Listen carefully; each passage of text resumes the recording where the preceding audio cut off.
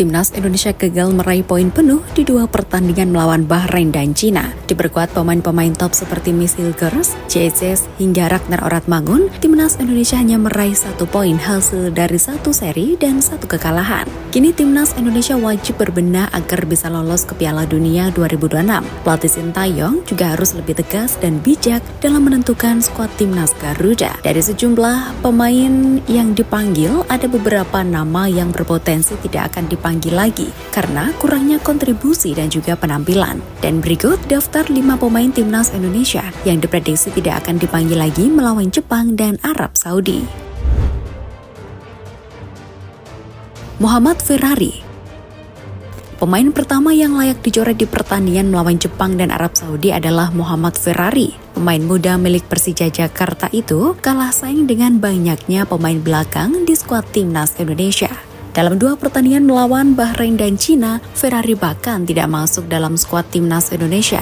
Persaingan di lini pertahanan Timnas Indonesia makin ketat seiring kehadiran bek FC Copenhagen, Kevin Dix dalam waktu dekat. Hal itu membuat posisi Ferrari semakin terancam jika tidak mampu menunjukkan kualitas terbaiknya. Egy Maulana Fikri.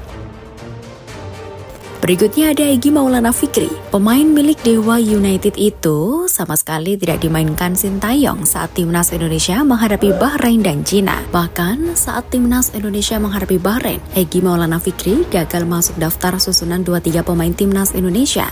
Banyaknya pesaing Egy Maulana Fikri di posisi winger kanan Timnas Indonesia menjadi alasannya. Tak tanggung-tanggung, pesaing Egy adalah Marcelino Ferdinand, Witan Sulaiman, Malik Rizaldi, hingga Eliano Reinders. Sejauh ini Egy telah mencetak 2 gol dalam 7 penampilan di Liga 1. Ex-pemain Lecia Gidsang itu perlu membuktikan kualitas terbaiknya jika ingin menembus skuad Timnas Garuda.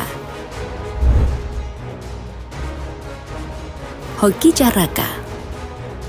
Sama seperti Ferrari dan Egy, striker muda PSS Sleman Hoki Caraka juga masuk ke dalam 27 nama yang dipersiapkan untuk menghadapi Bahrain dan Cina. Namun ketika dikerucutkan menjadi 2-3 pemain, nama Hoki Caraka terpental.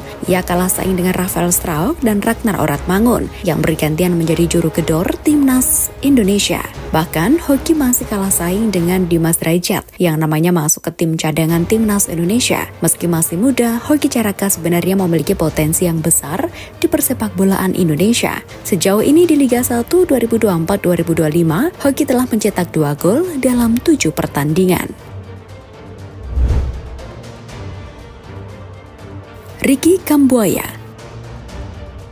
Ricky Kambuaya merupakan gelandang yang cukup berkelas di Liga 1. Ex-pemain Persib Bandung itu menjadi andalan klub Liga 1 Dewa United meski dipanggil timnas untuk kualifikasi Piala Dunia 2026. Ia bernasib seperti Egy Maulana Fikri, terpental dari skuad saat menghadapi Bahrain, tapi masuk DSP saat timnas Indonesia bersua Cina. Ricky Kambuaya juga tidak mendapat menit bermain tampil. Ia kalah bersaing dari Ivar Jenner, Nathan Joaon hingga otak serangan Timnas Indonesia Tom Haye. Dengan absennya Ivar di pertandingan melawan Jepang, Ricky bisa kembali memaksimalkan penampilannya jika tak ingin posisinya tergusur dari Timnas Indonesia. Saine Patinama.